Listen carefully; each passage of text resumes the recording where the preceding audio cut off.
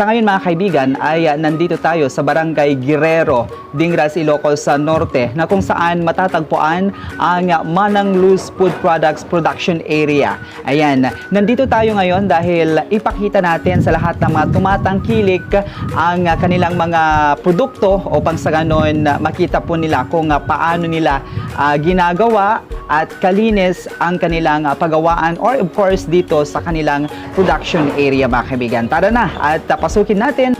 Ayan, nandito tayo ngayon sa Manang Luz Food Products Production Area. Titingnan natin kung paano nila ginagawa ang native longganisa, sweet longganisa, pork chop, and of course yung napakasarap na tocino nila mga kaibigan. Actually, last week lang po ay natikman ko na ang kanilang mga produkto.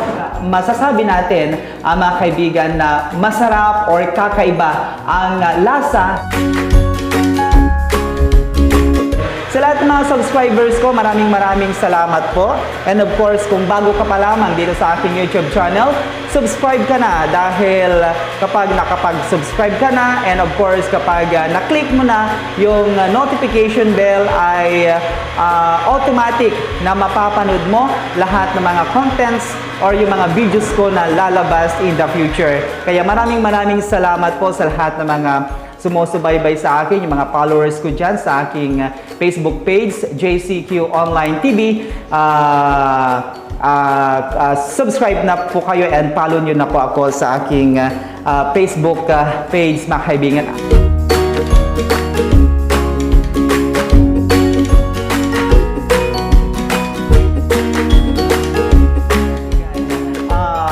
Gaya nga ng sinabi ko kanina na napakalinis po ang kanilang production room at makikita natin kung paano nila ginagawa ang kanilang produkto na native longganisa and sweet longganisa. And masasabi ko mga kaibigan na kakaiba po ang kanilang longganisa dahil sabi nga ng mga tagagawa nila kanina na parang sila lang po ang ganitong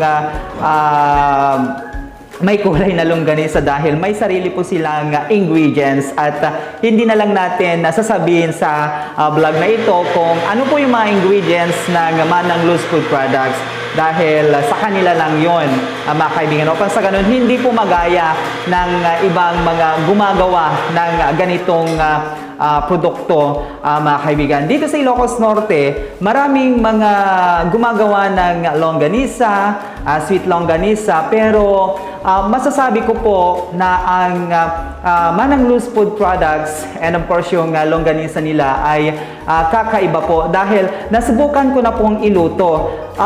Yung iba, pag naluluto na, parang lumiliit mga kaibigan dahil sabi nga ng iba, mas marami daw yung taba mga kaibigan. Pero ang Manang Luz Food Products longganisa mga kaibigan ay mas marami po yung laman kaysa sa taba mga kaibigan. And pag linuluto mo siya, hindi siya lumiliit.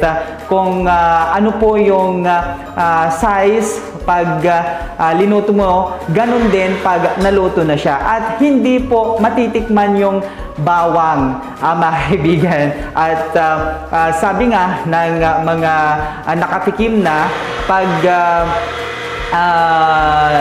hindi mo nalalasaan yung bawang talagang iba po yung lasa ng kanilang longganisa mga kaibigan.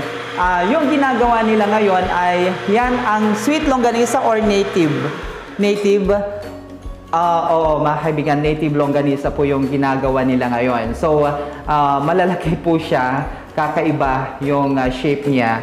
So, yung mga subscribers ko po at of course yung mga sumusubaybay or sumusuporta sa aking YouTube channel, ayan, i-try nyo po ang kanilang mga produkto. Actually, sabi nga ni Sir Julius, yung may-ari, mga kaibigan, ay hindi lang pang local po ang kanilang mga produkto. Pag may mga nagbabakasyon ng mga balikbayans, or yung mga nakatira na sa ibang lugar, bumibili sila sa kanilang pwesto at ito po ay pinapak nila upang sa ganon dalhin sa abroad or ipadala sa abroad or di kaya yung mga nagbabalik bayan mga kaibigan ay ginagawa na nilang business mga kaibigan dahil hindi po sila nahihiya na ibenta sa ibang lugar, sa abroad dahil maganda po yung preservation niya at maganda po yung paggawa ng kanilang mga produkto mga kaibigan. Kaya maraming nagpapatronage sa kanilang mga produkto. Most especially po ang native longganisa and yung sweet longganisa mga kaibigan. Actually, this week ay lalabas na po yung kanilang packaging na galing po sa DOST, sa Department of Science and Technology, and of course ginagabayan din sa DTI ang kanilang mga produkto, and of course ginagabayan din ng DOST upang sa ganun mas gumanda at mas ma-improve po ang kanilang packaging dahil na-export na sa ibang lugar, most especially po sa abroad mga kaibigan. Kaya abangan po ang bagong packaging ng Manang Luz Food Products dito sa Barangay Guerrero, Dingras, Ilocos Norte. At abangan din po mga kaibigan sa mga iba't ibang lugar, sa mga iba't ibang merkado publiko dito sa Ilocos Norte. Soon ay magbubukas na sila sa mga different public market dito sa Ilocos Norte mga kaibigan. Kaya yung mga nakatira na sa ibang lugar, yung mga malayo dito sa Dingras, Ilocos Norte, matitikman nyo na din ang kanilang mga produkto dahil soon ay magbubukas na ang kanilang meat shop sa mga public market dito sa Ilocos Norte. Kaya yung mga friends natin dyan, yung mga hindi pa nakatikim ng kanilang produkto, ayan, tikman nyo na, hanapin nyo na ang Manang Luz Food Products sa Dingras Public Market, sa bagong public market ng Dingras, Ilocos Norte, upang sa ganon na doon po kayo bumili mga kaibigan. Sa lahat ng mga subscribers ko, maraming salamat po. And of course, kung bago ka pa lamang dito sa aking YouTube channel, subscribe ka na dahil kapag nakapag-subscribe ka na, and of course, kapag na-click mo na yung notification bell ay automatic na mapapanood mo lahat ng mga contents or yung mga videos ko na lalabas in the future. Kaya maraming salamat po sa lahat ng mga sumusubaybay sa akin, yung mga followers ko dyan sa aking Facebook page, JCQ Online TV.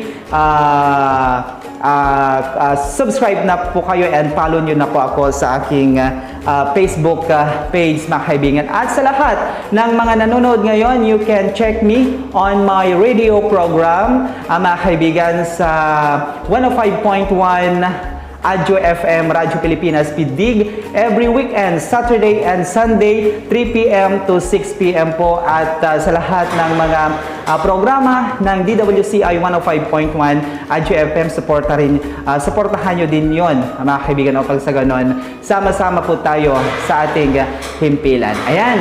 And of course, dito sa Manang Luz Food Products, mga kaibigan, yung mga longgan or yung mga tocino or yung mga pork chop, doon na tayo sa market magbibideo dahil doon daw ginagawa or doon daw linalagay yung mga ingredients. Wag na natin i-video or ipakita kung paano ang kanilang paggawa ng mga ingredients upang sa ganun walang makagaya, dahil napakarami na mga kaibigan ang gustong gumaya or gustong ano ba yon? Yung gustong mag-pirate ng kanilang lasa. Pero ayan, hindi po mabilis na i-pirate ang kanilang mga ingredients dahil si Sir Julius lang po ang nakakaalam yan. And of course, yung family Padilla po dito sa Barangay Guerrero, Dingras, Ilocos Norte. Maraming salamat po sa Manang Luz Food Products.